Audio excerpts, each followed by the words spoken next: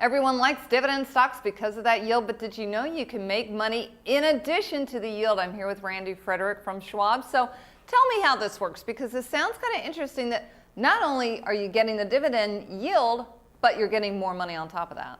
That's right. So everyone knows how dividend stocks work, and you buy a stock that has a decent dividend, and we're talking about utility stocks, some of the healthcare stocks and things like that, but you can actually improve on that dividend yield a little bit by selling covered calls as well. So with covered calls, you generate income by selling the call option. Now, the important thing to keep in mind is that as you approach those ex-dividend dates, the possibility of those stocks being called away by the owner of the call that you sold is very high. So that's the important thing to be aware of. But one of the ways that you can avoid that is by simply doing what we call a rollout, which is as you approach that ex-dividend date, if you're going to get called away early, it usually happens the exact day right before the ex-dividend date.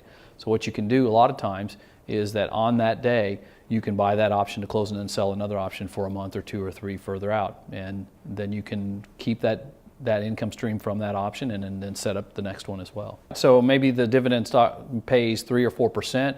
You could generate another 3 or 4% on top of that by selling the call options. Just again, always be very conscious of where the ex-dividend dates are and keep that in mind, because that's when those stocks tend to get called away early. I mean, when you learn about how to write covered calls, one of the things that you always hear is that anytime the option goes in the money, you can get called away at any time. But the reality is those being called away early almost never happens unless there's a dividend or you're just like a day or two right before expiration. So as long as you're conscious of those dividends and realize that you want that stock for the dividend, the person you sold the call to does too. So you got to make sure that you're aware of that. And it's possible you could get called away sooner than that, but very rarely. Almost always happens the day right before that ex-dividend date. If you look at stocks like Verizon and AT&T and Merck and Lilly and some of these stocks that have consistent dividends, they've even had maybe consistent dividend growth. They have yields that are somewhere between, say, maybe 3 and 5%, and there are quite a few of them out there. And these are relatively stable stocks. Now, I'm not giving recommendations on those specific ones, but I'm talking about